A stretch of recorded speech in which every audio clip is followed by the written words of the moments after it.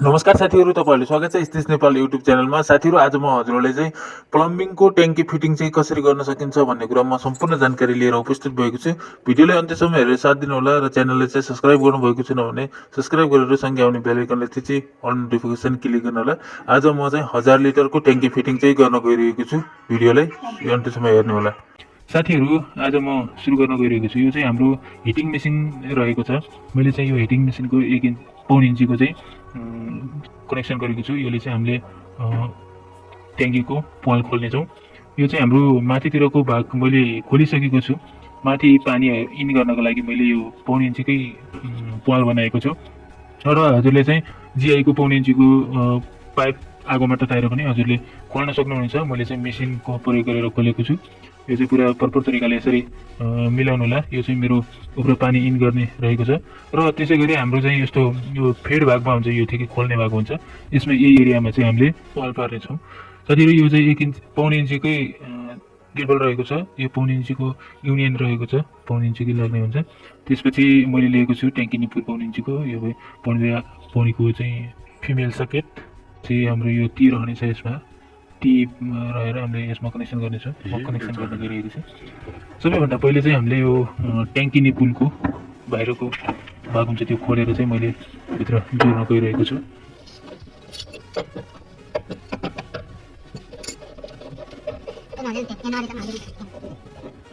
यो चाहिँ प्रपर तरिकाले नै टाइट गर्नुपर्छ। यो पुरा मैले टाइट गर्नको लागि सलाई रिन्चीले टाइट गरिरहेको छु। त्यसपछि यो अर्को भाग हुन्छ। यो भागले चाहिँ हामीले भित्रबाट कस्नुपर्ने हुन्छ। म चाहिँ भित्रबाट लगेर कस्न गइरहेको छु।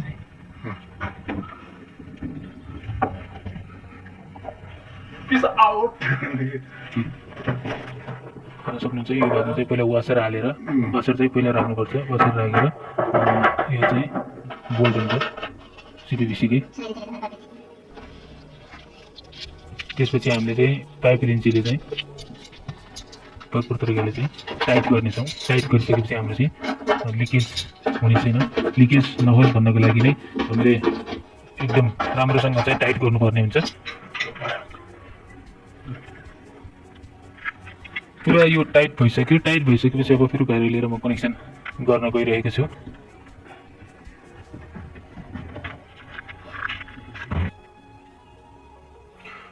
अब चाहिँ हाम्रो यो पानी भर्ने भित्रको यो पानी इन हुने हो यो भाग।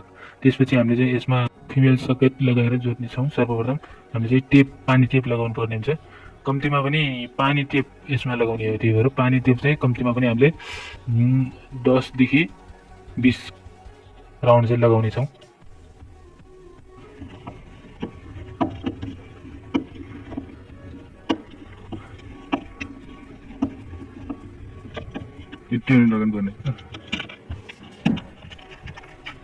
त्यसपछि हामीले लगाइसकेपछि पानी टेप लगाइसकेपछि फिमेल सकेट चाहिँ पाउनेकै हो।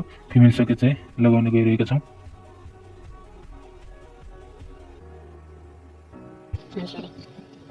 यसलाई प्रपर तरिकाले पनि टाइट गर्नुपर्ने हुन्छ। यो चाहिँ सलाई रिन्ची, पाइप रिन्चीको मद्दतले पनि टाइट गर्नु होला। एकदम टाइट गर्नुपर्ने हुन्छ। त्यसपछि हाम्रो यो चाहिँ सिपिभिसी सोल्भेन्ट सिमेन्ट रहेको छ।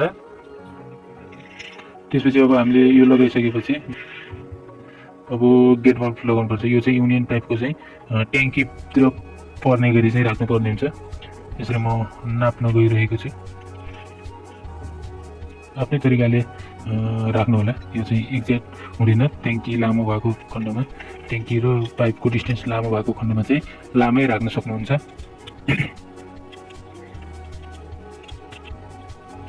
पाइप काटेर यो जोड्न गइरहेको छु। यसमा चाहिँ पहिला हजुरले जसरी पनि लगाउन सक्नुहुन्छ। मैले चाहिँ पहिला यसमा लगाउँछु नि, पाइपमा लगाएर पहिला पाइप जोडिदिन्छु। त्यसपछि चाहिँ गेट बल्ब लगाउनेछु। गेट बल्ब लगाउँदाखेरि चाहिँ सुरुमा गेट बल्ब लगाएर बल्ल युनियन लगाउनु पर्ने हुन्छ। त्यसपछि हामी चाहिँ अब गेट बल्ब लगाउन गइरहेका छौँ।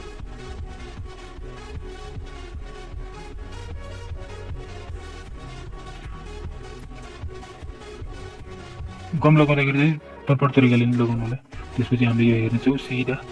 अनि एकछिनसम्म चाहिँ हामीले यसले चाहिँ अफ अन गरिरहनु पर्छ, किनभने भित्रको गम चाहिँ यसमा जम्यो भने न अफ न अन हुने हुन्छ। त्यही भएर चाहिँ यसलाई नसुक्दा बेरसम्म चाहिँ अफ अन गरिरहनु पर्ने हुन्छ।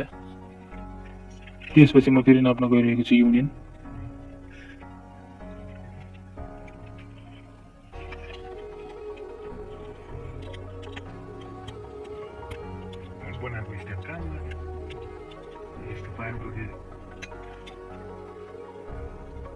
त्यसपछि गम लगाउन गइरहेको छु म।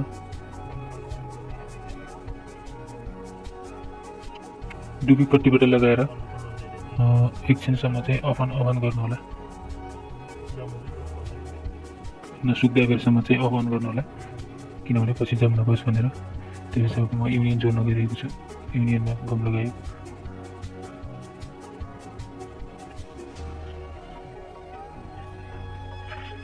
अब हाम्रो चाहिँ अब यहाँसम्म चाहिँ क्लियर भइसक्यो।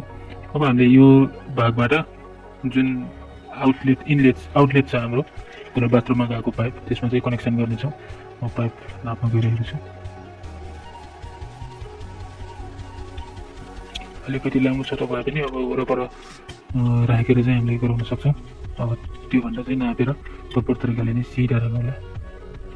यसरी राखिसकेपछि हाम्रो यो पाइप चाहिँ अलिकति लामो भयो। यसलाई चाहिँ कटरको माध्यमले चाहिँ कट गर्नेछौँ हामी। त्यसपछि हामीले चाहिँ युनियन लगाउनेछौँ। एउटा चाहिँ हाम्रो ट्याङ्कीमा जाने भयो, एउटा चाहिँ हाम्रो माथितिर एयरको लागि हो।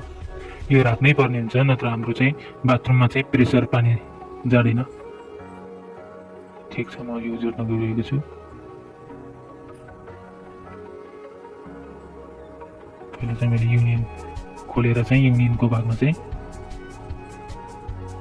पाइप जोड्नेछु। कनेक्सन भइसक्यो। त्यसपछि हामीले यहाँनिर के राख्नेछौँ, एयरको लागि एउटा चाहिँ बाथरुममा पानी हिँड्नुको लागि।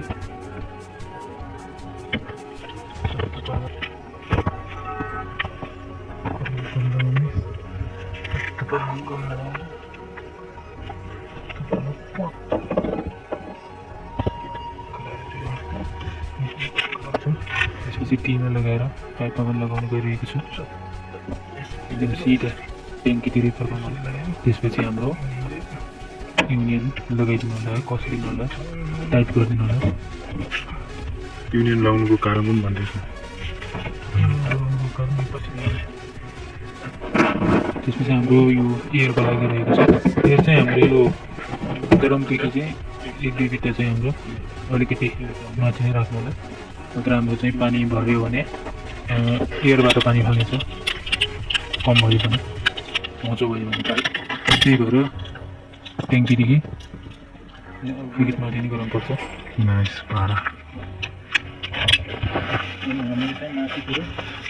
त्यसपछि हाम्रो के पाटपटिङ्गरहरू नखोसोस् भन्नको लागि चाहिँ माथिबाट चाहिँ पी राखिदिनेछौँ, ताकि एयर पनि राम्रोसँग पाओस् भनेर। गम लगाएर म चाहिँ जोड्न गइरहेको छु।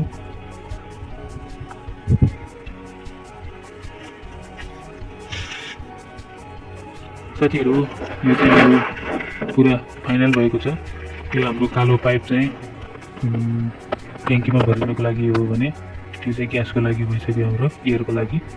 हाम्रो यो कालो पाइप पानी भरिनुको लागि यहाँ चाहिँ आएको छ।